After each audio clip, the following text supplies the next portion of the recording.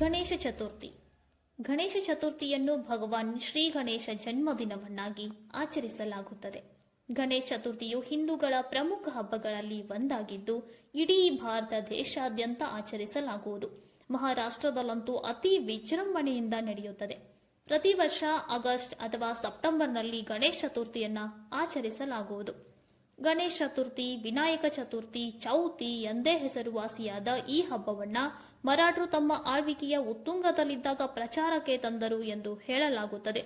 ಅದರಲ್ಲೂ ಮರಾಠರ ಶ್ರೇಷ್ಠ ಚಕ್ರವರ್ತಿಯಾದ ಛತ್ರಪತಿ ಶಿವಾಜಿಯವರ ಆಳ್ವಿಕೆಯಲ್ಲಿ ಆಚರಣೆ ಪ್ರಾರಂಭಿಸಲಾಯಿತು ಎಂದು ಇತಿಹಾಸ ಹೇಳುತ್ತದೆ. ಸ್ನೇಹಿತನಂತೆ ಗಣೇಶ. ಚಿಕ್ಕವರಿಂದ ಹಿಡಿದು ವಯಸ್ಸಾದವರಿಗೂ ಗಣೇಶನ ಮೇಲೆ ಭಯ, ಭಕ್ತಿಯೊಂದಿಗೆ ಸ್ನೇಹ ಸಂಬಂಧವೂ ಉಂಟು. ನಮ್ಮ ಸ್ನೇಹಿತರೊಂದಿಗೆ ನಮ್ಮ ಜೀವನದ ಆಗು ಹೋಗುಗಳನ್ನು ಹಂಚಿಕೊಳ್ಳುವ ಹಾಗೆ ಗಣೇಶನೊಂದಿಗೆ ನಮ್ಮ ಎಲ್ಲ ಕಷ್ಟ ಕಾರ್ಪಣ್ಯಗಳನ್ನು ಹಂಚಿಕೊಳ್ಳುತ್ತೇವೆ. ವಿಘ್ನ ವಿನಾಶಕ. ಶುಭ ಕಾರ್ಯ ಪ್ರಾರಂಭಿಸುವ ಮೊದಲು ಶ್ರೀ ಗಣೇಶನಿಗೆ ಪೂಜೆ ಸಲ್ಲಿಸುವುದು ವಾಡಿಕೆ.